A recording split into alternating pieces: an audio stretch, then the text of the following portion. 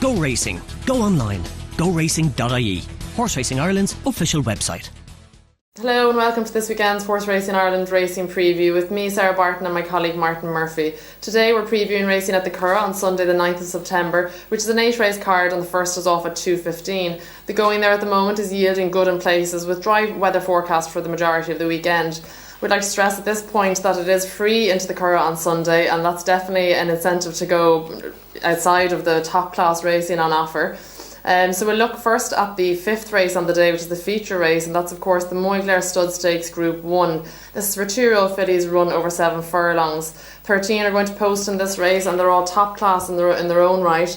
My selection in this is for the Andy Oliver Send My Love to Rose, who has won the Group 3 Grange Con Stud Stakes and also the Group 2 Cherry Hinton. She's unbeaten in three races, and I just would find her hard to oppose in this race. Well, yes, Sarah, she's one of a number of very promising fillies, and what is certainly a tremendous renewal of this Moyglare Stud Stakes. It's the 40th actually running of the race, and it's well up to standard. Send My Love to Rose is just one of 3 supplementary entries. We also have Sky Lantern from the Richard Hannon yard, and My Special J from the Pat Shanahan yard, who won the Debutant Stakes last time out. So obviously a very, very strong race here, and Send My Love to Rose has a big chance, there's no question about that. The only slight worry I might have against her is that she's never actually faced ground as good as this. The ground was dried out all the week after all the good weather. She's won on soft ground on her 3 runs, so whether she can handle it is open to question, but if she does, she obviously has a very big chance. Sky Lantern had won a good race at Naas early on in the season. She's got beaten twice in Group 3 company since then, but has run 2 good races and obviously deserves her place here.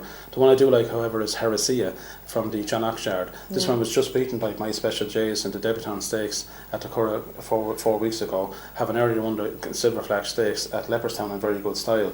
Now she's very pivotal, so she wouldn't want the ground to dry out too much, but I think although there's only a head between herself and My Special J's, I'm just going to go for Heresy to reverse those placings. There's other interesting horses in the race as well. A couple of lightly raced maidens there, like Starbright from the Kevin Pendergast yard and Snow Queen also from the Aidan O'Brien yard, would have chances as well. And one I'd like to mention is another one of John Ox's called Curragh, who came home strongly to win a maiden there a couple of weeks ago at the Curragh over 6 furlongs. With Niall McCullough on board, she could go well around 10 or 12 to 1. But for me, I just give a vote to Heresia in what is a thrilling really race to look forward to. And I say whoever wins this could be the leading juvenile in Ireland this year. Yeah, and then there's actually an English rider, Orpha, who's a new approach filly, and we know how well his progeny are going this year. She won her only race at Force last. It is a big step up, but it's interesting connections are taking such a chance in that. Yes, so she could be one to note in the betting market. Okay, so we'll move on then to the 4th race on the card, and that's the Irresistible Jewel Blandford Stakes Group 2. This is run over mile 2. A field of 8 are going to post in this, and I'm going to opt for a filly I quite like called Chrysanthemum for the David Watchman yard, ridden by Wayne Lorden. She's won 2 listed races and 2 Group 3s already to boot, and she seems to like it around the Curragh, so she would be my selection in this race. Well, she must have a chance, Sarah, all right. Although I have to say she's facing a bit of a step up in class here, going into Group 2 company. She would look good early on in the season on soft ground. Her last runs at Gordon Park, though, I think leave her a bit vulnerable. And I'd be surprised if she's good enough to win this one. The one I would like most probably is Caponata in the Dermot Wells yard. She obviously has a very good chance. She's only beaten once out of 3 runs. Just got beat the last time by Tannery, which is a very good filly from David Watchman's. However, the one I'm going to go for is actually an English raider called Sea of Heartbreak. She was 4th in the Nassau Stakes on her penultimate start, which is a very good run behind the likes of Woz and the Fugue. And also last time she only beaten 5 lengths by Snow Fairy at Group 1 level. I think that's good enough form to win this one. Okay, so we'll go back a race then to the 3rd race on the card, and that's to the Refuse to Bend Salon and Way Stakes Group 3 run over a mile. This is off at 3:20. A field of 9 are going to post in this one, and a horse that I've tipped on a few occasions before, and he's made it very easy for me to tip him, and that's Famous Name from the Dermot Wells yard. He's already won a listed race, 3 Group 3s and a Group 2 in the Royal Whip Stakes at the Curragh recently. And I would expect a big run from him again on Sunday. Well, amazingly, he's going for his 20th career win, which is amazing story. Really. I mean, he's a super horse, his Famous Name. Those who back him all the time will be slow to desert him on Sunday. In saying that, I think this is one of his stiffest tests of the year. It is a quite interesting contest. There's a horse there called Declaration of War from the Aidan O'Brien yard, was won twice in France when he was trained in France last year.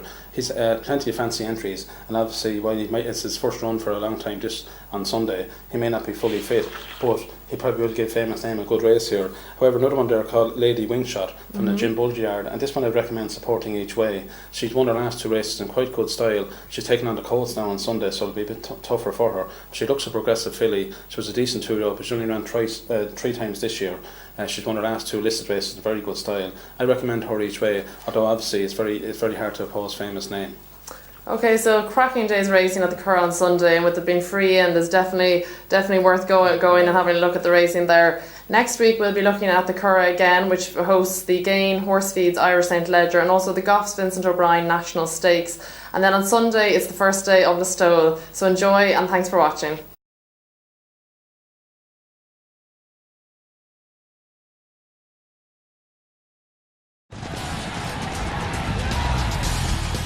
Go racing. Go online. GoRacing.ie. Horse Racing Ireland's official website.